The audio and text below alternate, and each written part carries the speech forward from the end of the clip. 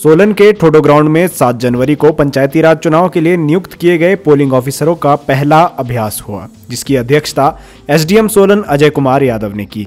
पंचायती राज चुनाव के लिए सोलन में 400 पोलिंग ऑफिसर्स को नियुक्त किया गया है। इसका पहला अभ्यास 7 जनवरी को हुआ और अगला अभ्यास 12 जनवरी को होगा। एसडीएम सोलन ने कहा कि पहला अभ्यास एक दूसरे को जानने के लिए और कुछ बेसिक चीज़ें बताने के लिए किया जाता है। अगला अभ्यास जो कि 12 जनवरी को होगा, उसमें डिटेल में बारीकियां बताई जाएगी। एसडीएम ने कहा कि इनमें से कुछ लोग पहले से भी ड्यूटी कर चुके हैं, जिनका अनुभव काम आएगा।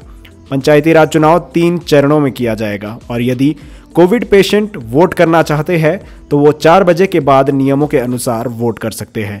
टीएसआर डिजिटल टीवी से बात करते हुए एसडीएम ने बताया, आज 7 जनवरी को विकासखंड सोलन के पंचायती राज चुनाव का पहला अभ्यास हुआ, जो कि काफ़ी सही रहा। और दूसरा अभ्यास 12 जनवरी को है और विकासखंड सोलन में जो चुनाव होने वो 3 चरणों में होने हैं। पहले चरण में 17 जनवरी को 91 मतदान केंद्र है और दूसरा चरण जो 19 जनवरी को है उस दिन 77 मतदान केंद्र है।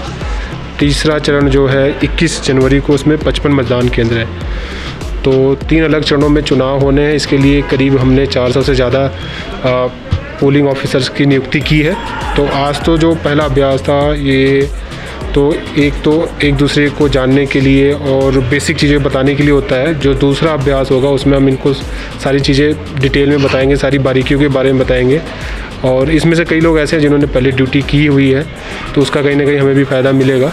तो अभी तक तो सब कुछ ठीक रहा और उम्मीद करते हैं कि आगे भी सब कुछ ठीक होगा। सर, जैसे कोविड काल चल रहा है तो किस तरह की? नहीं, कोविड कॉल को लेके देखिए 2 तरह की चीज़ें यहाँ पे। एक तो हमने रिज़र्व में रखे हैं पोलिंग ऑफिसर्स को कि अगर कल को कोई हमारे पोलिंग ऑफिसर्स के बीच में पॉजिटिव आ जाते हैं तो चुनाव किसी भी तरीके से बाधित ना हो। और आजकल आप देख भी रहे होंगे कि कोविड के केसेस काफ़ी कम हो गए हैं।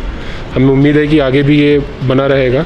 और दूसरा, अगर कोई कोविड पेशेंट है जो मतदान करना चाहता है, उसके लिए भी राज्य निर्वाचन आयोग ने एक एसओपी जारी किया है, जिसमें उन्होंने बताया शाम को 4 बजे के बाद एक मानक प्रक्रिया का पालन करते हुए वो अपना वोट दे सकते हैं।